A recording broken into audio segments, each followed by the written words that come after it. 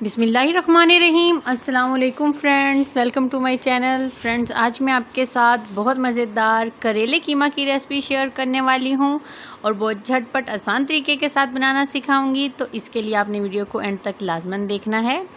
तो सबसे पहले एक बर्तन में 1 बड़ा चम्मच कुकिंग ऑयल का डाल देना है और अब इसमें करेले डाल देने हैं। इनको छील लिया था, नमक लगाकर अच्छे से मलकर धो लिया। तो अब इसमें जो है इसको मीडियम टू हाई फ्लेम पे फ्राई कर लेना ऑयल में। और जब इसको 1 मिनट हो जाए फ्राई करते हुए तो इसमें 2 चम्मच लेमन जूस डाल देना है। ऐसा इसलिए कि इससे ये कड़वे बिल्कुल भी नहीं बनेंगे। और जो है इसके बाद जब इसको 2 से 3 मिनट फ्राई कर लेना है तो इसको ऑयल से निकाल लिया। उसी ऑयल में 3 से 4 जो हैं वो प्याज डाल दिए हैं काट कर।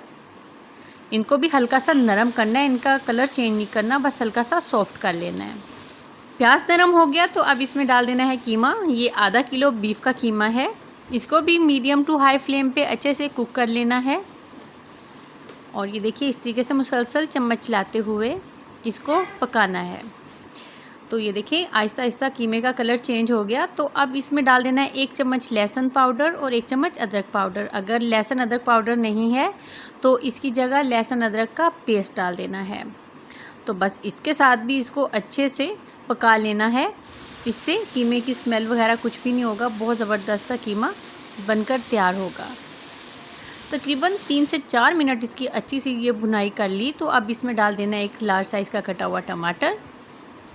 टमाटर को भी सॉफ्ट होते तक इसको पका लेना है चम्मच चलाते हुए।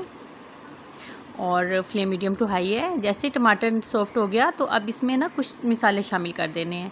1 चम्मच इसमें नमक डाल दिया है और 1 चम्मच इसमें डाला है सुरख मिर्च पाउडर। आधा चम्मच इसमें डाल दिया है हल्दी पाउडर और 1 चम्मच इसमें डाला है धनिया पाउडर का। अच्छे से मसाले को मीडियम टू हाई फ्लेम पर कुक कर लेना है। मसाले की भुनाई जितनी अच्छी होगी खाना उतना ही टेस्टी बनेगा। अब इसमें 1 गिलास पानी का शामिल कर देना है और इसको मीडियम टू लो फ्लेम पे इसको कुक कर लेना है कवर करके तकरीबन 10 से 15 मिनट के लिए।